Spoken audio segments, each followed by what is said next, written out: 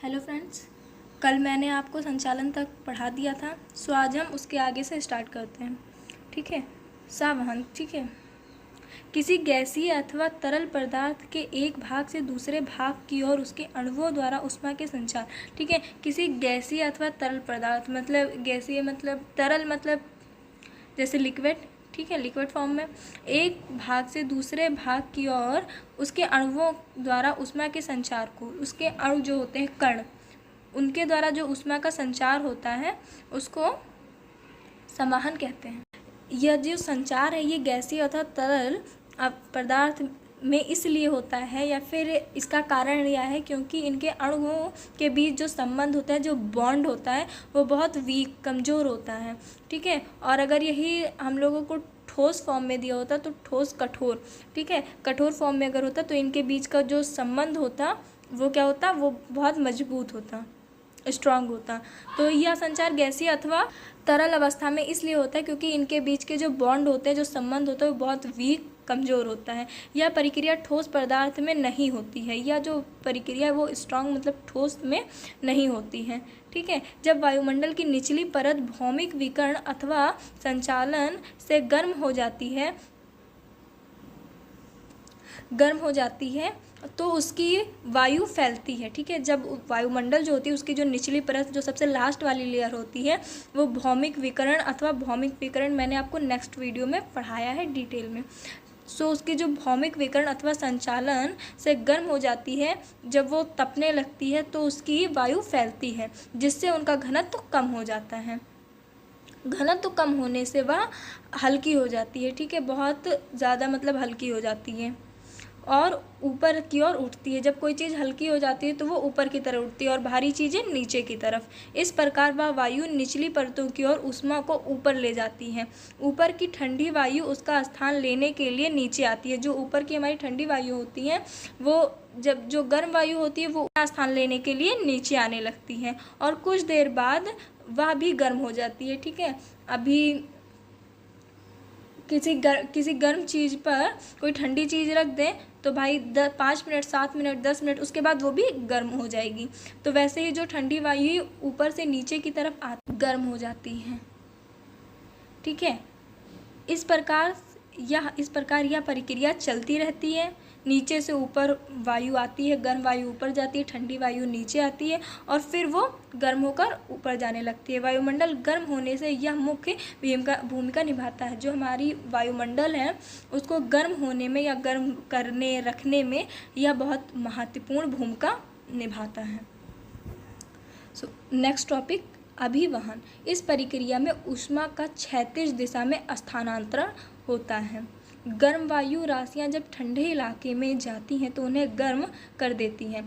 ठीक है। जब कोई गर्म चीज़, अभी किसी गर्म चीज़ के ऊपर कोई ठंडी चीज़ रख दी जाए, थोड़ी देर बाद वो भी गर्म हो जाएगी। ऐसे ही जब गर्म वायु हमारी होती है, जब वो ठंडे इलाके में जाती है तो वो कुछ देर बाद उन्हें भी गर्म कर देती है।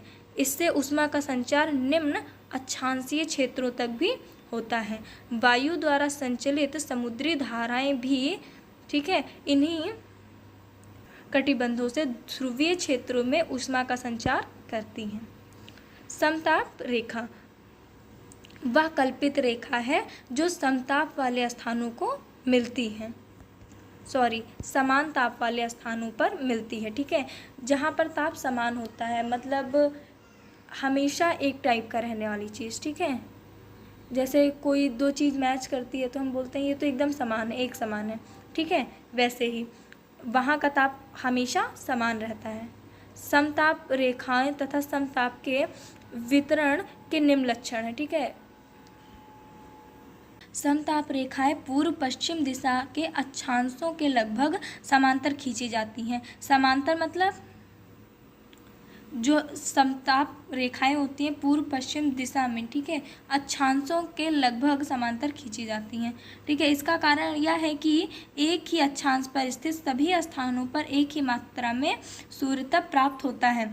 एक ही अक्षांश पर स्थित सभी स्थानों पर, मतलब जो हमारा एक ही अक्षांश है उस पर स्थित सभी स्थानों पर सूर्यताप की जो मात्रा होती है वो प्राप्त होती है और तापमान लगभग एक ही जैसा होता है, मतलब तापमान भी लगभग समान ही होता है। जल नेक्स्ट, ठीक है। जल और स्थान पर तापमान भिन्न होते हैं। जो जल है उस पर और तापमान और स्थान पर तापमान भिन्न होते हैं, अतः तटों पर समानताएं रेखाएं मुड़ जाती हैं। दक्षिण गोलार्ध के जल भाग अधिक होता है, ठीक है। जो दक्षिण हमारा गोलार्ध है इसमें जल भाग अधिक होता है और वहाँ पर तापमान संबंधी मतलब जो विषय मत हैं ये कम पाई जाती हैं, ठीक है। भाग कम है, मतलब दक्षिण और उत्तर एक दूसरे के विपरीत हैं, ठीक है। इसमें जल भाग कम होता है, दक्षिण में जल भाग ज़्यादा होता है। यहाँ पर तापमान संबंधी चीज़ें अधिक पाई जाती हैं पर उनमें नहीं पाई जाती हैं। इस कारण दक्षिण गोलार्ध में समताप रेखाओं में मोड़ कम आते हैं और उनकी पूर्व पश्चिम दिशा अधिक स्पष्ट होती है, ठीक है।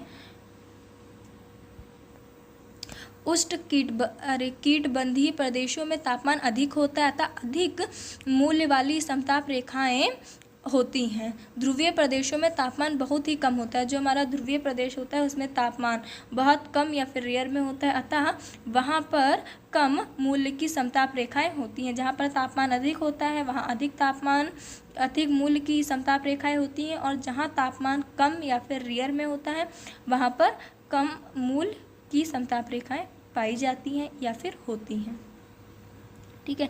संसार में अधिकांश क्षेत्रों के लिए जनवरी एवं जुलाई के महीनों में न्यूनतम अथवा अधिकतम तापमान पाया जाता है, ठीक है। जनवरी से जुलाई के महीने में कुछ जगह ऐसे होते हैं जहाँ पर बहुत ज़्यादा, हद से भी ज़्यादा तापमान होता है, गर्मी होती है, और बहुत जगह ऐसी हैं जहाँ न्यूनतम मतलब कम मात्रा में या फिर गर्मी है नहीं है लगभग में रहता है, मतलब ऐसा कि ना बहुत गर्मी लगे और ना ठंडी। यही कारण है कि जो जनवरी एवं जुलाई का महीना है इसे तापमान विश्लेषण के लिए चुना जाता है या फिर लिया जाता है। तापांतर, अधिकतम तथा न्यूनतम तापमान के अंतर को तापांतर कहते हैं, मतलब सबसे अधिक और न्यून मतलब बीच में, ठीक है, या कम मात्रा जो तापमान का इन दोनों के बीच जो अंतर होता है, डिफरेंस होता है, उसको तापांतर कहते हैं। यह दो प्रकार के होते हैं। दैनिक तापांतर, किसी स्थान पर किसी एक दिन से अधिक, ठीक है, जो किसी स्थान पर किसी एक दिन से अधिकतम तथा न्यूनतम तापमान के अंतर को वहाँ का दैनिक तापांतर कहते हैं, ठीक है। तापमांतर के इस अंतर को जो इन मतलब अधिकतम और न्यूनतम का जो अंतर होता है उसको ताप परिसर भी कहते हैं या फिर कहा जाता है। वार्षिक तापांतर, जिस प्रकार दिन तथा रात में तापों में अंतर होता है, जैसे जब ठंडी स्टार्ट होने वाली होती है तो ज़्यादातर सुबह और शाम ठंडा मौसम रहता है, बाकी दिन में ना बहुत ज़्यादा ठंडा रहता है ना बहुत ज़्यादा गर्म रहता है। तो जो ये सुबह और शाम का डिफरेंट होता है, अंतर होता है, उसी प्रकार ग्रीष्म तथा शीत ऋतु में तापमान में भी अंतर होता है। अतः किसी स्थान के सबसे गर्म तथा सबसे ठंडे महीने के मध्यमान, ठीक है, जो सबसे ठंडा महीना होता है और सबसे गर्म महीना होता है उनका मध्यमान मतलब बीच का जो मान होता है, ठीक है, मध्यमान तापमान के अंतर को वार्षिक तापांतर कहते हैं, ठीक है। तो उनका जो मध्यमान का तापमान होता है उन दोनों के बीच के अंतर डिफरेंट को वार्षिक तापांतर कहते हैं। विश्व में सबसे अधिक वार्षिक तापांतर 65.5 डिग्री सेल्सियस में स्थित नामक मतलब होता है, ठीक है। सो ये चैप्टर आपका आज कंप्लीट हो गया है। जितने भी टॉपिक आपको बीए फर्स्ट सेमेस्टर में दिए हैं पढ़ने के लिए वो सारे मैंने पढ़ा दिए हैं। आप चाहें तो बुक से भी देख सकते हैं। और कल हम नेक्स्ट वीडियो में आपको नेक्स्ट चैप्टर मिलेगा। सो आप प्लीज़ चैनल को लाइक सब्सक्राइब कर दें और अपने फ्रेंड्स को भी शेयर कर दें जिससे उन्हें नोट्स बनाने में आसानी हो। Thank you.